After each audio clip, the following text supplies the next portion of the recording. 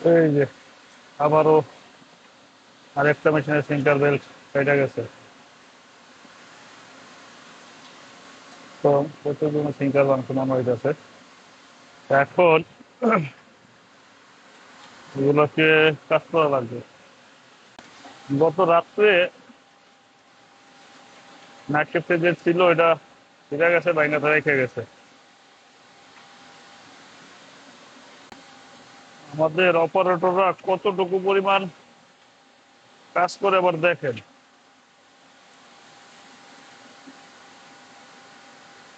Clean করা লাগবে, হ্যাঁ? হুম, এটা বের করা লাগবে। হুম।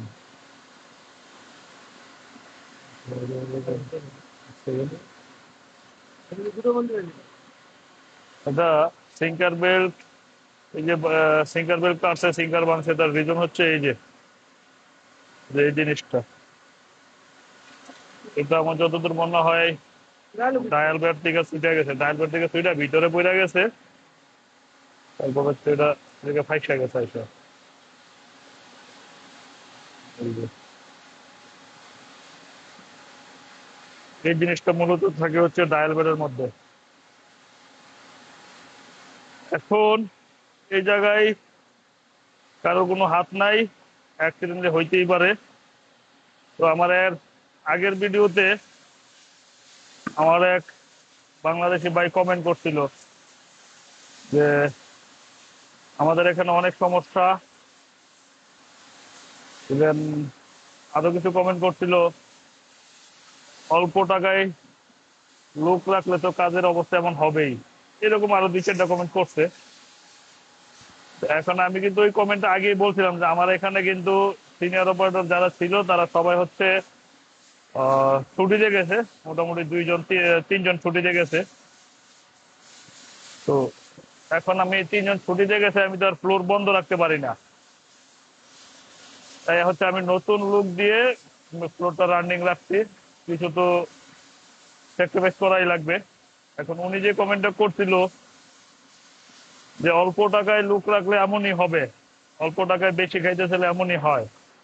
এখানে আমার প্রশ্ন হচ্ছে ভাই, কয় টাকায় বেতনের লোক রাখলে এগুলি ভাঙবে না? আপনি নিশ্চিত দিতে পারবেন আমাকে?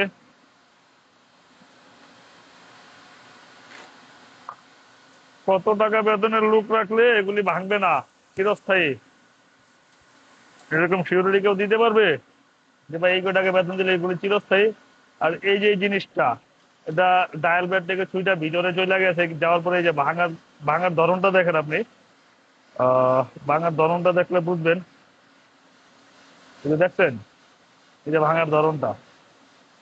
তো এইগুলো তো অপারেটরের হাত নাই। হ্যাঁ ঠিক আছে, তারা একটু কেয়ারফুল থাকতে হবে। এই সমস্যাগুলি তারা যদি সমাধান করতে পারে ভালো। যেহেতু তারা পারে না, এবং তাদের উপর তো আর জুলুম করা যাবে না। তাদের যতটুকু তারা বুঝে করে, বাকি যেটুকু না বুঝে এটা তো আমাকে করতে হবে। এখন বুঝে না বুঝে তাদের উপর যদি আমি বলি যে করতেই হবে, তাইলে তো আর হবে না, যেহেতু তারা নতুন।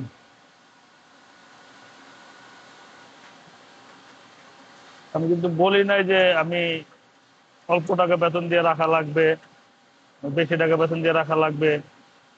আর আমি মনে করি এখানে যে পরিমাণ স্যালারি তাদের আসে, আহ, বাংলাদেশি অঙ্কে বেশ ভালো একটা অ্যামাউন্ট, যেটা হয়তো বাংলাদেশে অপারেটররা এই পরিমাণ অ্যামাউন্টটা পায় না আমার যতদূর মনে হয়। তো উনি যে বললো যে অল্প টাকায় দিলে এরকম হবেই, অল্প টাকা বেতনের লোক রাখতে চাইলে এমনটাই হয়। তো ভাই আপনি আমাকে সিউরিটি দেন যে ভাই এই কয় টাকায় লোক রাখবেন, তাহলে আর মেশিনে এই ধরনের সমস্যা হবে না। তাহলে আমি আমার ঊর্ধ্বতন কর্মকর্তাদের সাথে আলোচনা করব, দেখি যদি ওই ভাইয়ের কথাটা রাখা যায়। সত হইল দেশি ভাই। তো যাই হোক, অনেকে অনেক কিছু বলবে, আর মেশিন চলতে গেলে সমস্যা হবে, এটাই স্বাভাবিক। তবে কাজ জানা লোকের হাতে সমস্যা একটু কম হয়, আর নতুন লোকদের হাতে সমস্যা একটু বেশি হয়। তবে মনে রাখবেন, আপনিও কিন্তু কোনো এক সময় নতুন ছিলেন, আপনার হাতেও হয়তো কোনো না কোনো মেশিন অ্যাক্সিডেন্ট হয়েছে। এখন হয়তো আপনি অনেক সিনিয়র হয়ে গেছেন, আলহামদুলিল্লাহ। মানুষ ধীরে ধীরে কাজ শিখে। তারা এখন নতুন আছে, কোনো এক সময় তারাও হয়তো পুরান হবে, তারাও এক্সপার্ট হবে আপনার মতো আমার মতো। তো কখনো কাউকে নিয়ে উপহাস বা কটাক্ষ করাটা উচিত না। ভুল থেকে মানুষ শিখে। আর আমি এটাও বলি নাই যে তারা শুধু শুধু ভুল করতেছে, তাদের ফল্টের কারণে ভাঙছে। মেশিনের সিঙ্কার বেল্ট কখন ছিঁড়বে এটা কেউ জানে না। এই যে স্ক্রুটা যে ছুঁইটা পড়ে গেছে, এটাকে কেউ জানতো যে এটা কোন সময় ছিঁড়া পড়বে? আর তারা হয়তো একটু কেয়ার থাকতে পারতো, অথবা আহ কি বলে, এটা যে ভাঙছে তারা হয়তো চাইলে পরিবর্তন করতে পারতো, যেটা তারা করে নাই, তারা পারে না বিদায়। ওই দিক থেকে আমার একটু কাজের প্রেশার, যেহেতু এখন আমি একা, তারা নতুন, এইগুলো পরিবর্তন করে যে মেশিনটাকে রান করবে, ওই ধরনের অভিজ্ঞতাটা টুকু পর্যন্ত ওদের নেই। যার ফলে এই মেশিনটা দীর্ঘক্ষণ বন্ধ ছিল। আমার অন্যান্য কাজ ছিল, এটা থেকে জরুরি আরো কিছু কাজ ছিল, ওইগুলি শেষ করছি, দেন হচ্ছে এই মেশিনের কাছে আসছি। এখন যদি অভিজ্ঞ লোক থাকতো, তারা হয়তো এই মেশিনটাকে রান করে ফেলতে পারতো। এই মেশিনটা প্রোডাকশন আর একটু বেশি আসতো। এখন যেহেতু আমাদের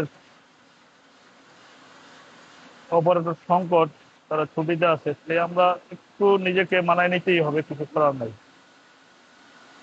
যখন আবার আমার অপারেটর গুলো চলে আসবে, তখন হয়তো আবার ইনশাল্লাহ এই সমস্যাগুলো থাকবে না।